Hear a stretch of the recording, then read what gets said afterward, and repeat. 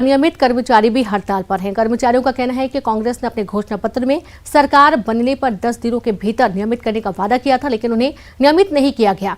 ऐसे में इन्हें हड़ताल करना पड़ रहा है।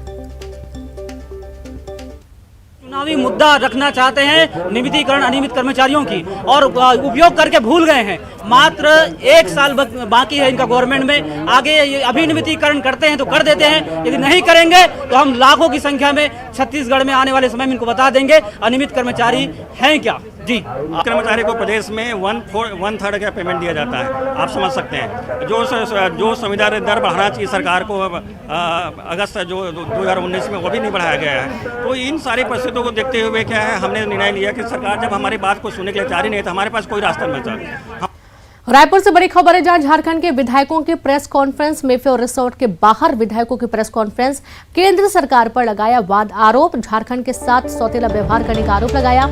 छत्तीसगढ़ में पार्टी करने पर विधायक दीपिका का बयान, बीजेपी को यहां पूछने का अधिकार नहीं। विधायक झारखंड के स्पीकर स्टीफन मरांडी का बयान कि सीएम हेमंत सोरेन ने इस्तीफा नहीं दिया है और हम ना ही छत्तीसगढ़ की सरकार की खा रहे हैं, ना ही अपनी सरकार की खा रहे हैं। स्टीफन मरांडी का ये बयान आया है।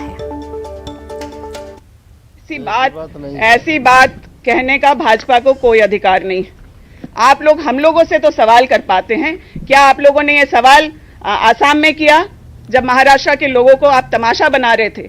हम लोग यहाँ अपने प्राइवेसी में अपनी कुवत पे रहने वाले विधायक हैं। हमें किसी तरह के पैसे खर्च कराने की जरूरत नहीं है। लेकिन आज ये परिस्थिति क्यों आई, ये भाजपा से अगर आप लोग सवाल करके बता पाएंगे तो हमें बहुत खुशी होगी। पूरे देश में लगातार यह प्रयास हो रहा है कि जो बहुमत झारखंड में 50 से ऊपर की संख्या में हम सारे विधायक हैं, उसके बावजूद हमें अस्थिर करने का जो प्रयास हो रहा है, ये बहुत शर्मनाक है। आप लोगों को यहाँ पर नहीं जाकर के होम मिनिस्टर और प्रधानमंत्री से सवाल करना चाहिए कि आखिर क्या मजबूरी ऐसी हुई कि जो हम लोग जनहित के काम कर रहे हैं, आज हम यहाँ हैं, लेकिन हमारे क्षेत्र की जनता उत्साह उल्लास की स्थिति में है। निर्णय ऐसे लिए गए हैं कैबिनेट में कि त्योहार जैसा माहौल रांची के प्रोजेक्ट बिल्डिंग में या फिर हमारे क्षेत्र में है। हम उनकी खुशियों में शामिल नहीं हो पा रहे हैं, हम उनकी तकलीफ में शामिल नहीं हो पा रहे हैं, लेकिन जिनसे सवाल पूछे जाने चाहिए उनसे सवाल नहीं पूछा जा रहा। हमसे पूछा जा रहा है कि हम पिकनिक 2023 विधानसभा चुनाव के लिए दोनों दल आदिवासियों को साधने में जुटे हैं। गौरतलब है कि 2018 में इसी वर्ग की सीटों की वजह से कांग्रेस सत्ता में आई थी। लिहाजा कब्जा बरकरार बनाए रखने के लिए कांग्रेस ने मालवा में सक्रियता बढ़ा दी है। वहीं इसको लेकर सियासी बयानबाजी भी शुरू हो गई है। बीजेपी प्रवक्ता दुर्गेश केशवानी ने कहा कि कांग्रेस ने आदिवासियों को हमेशा वोट बैंक समझा है। तो वहीं कांग्रेस नेता भूपेंद्र गुप्ता ने पलटवार करते हुए कहा कि आयोजन कर आदिवासी हितैषी बनने का काम बीजेपी करती है। और जन कल्याण करना है, दोनों अलग अलग चीज़ें हैं। आज बीजेपी बताएं कि उनने आदिवासी कल्याण के लिए क्या काम किया। 5वीं अनुसूची किसने बनाई, आरक्षण किसने दिया संविधान में, ये सब कांग्रेस ने दिया हुआ है। 5वीं अनुसूची किसने बनाई, पेशा कानून किसने बनाया। मध्य प्रदेश में 20 साल से पेशा कानून लागू है, अभी तक उसके नियम नहीं बने।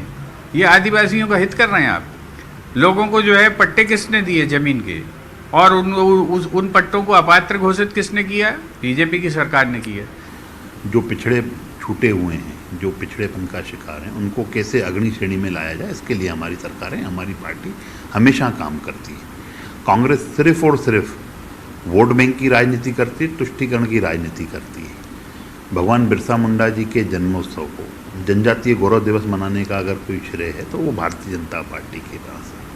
अगर आप देखोगे जो आदिवासियों में सीकर सेल की जो बीमारी है उसको ठीक बुरहानपुर के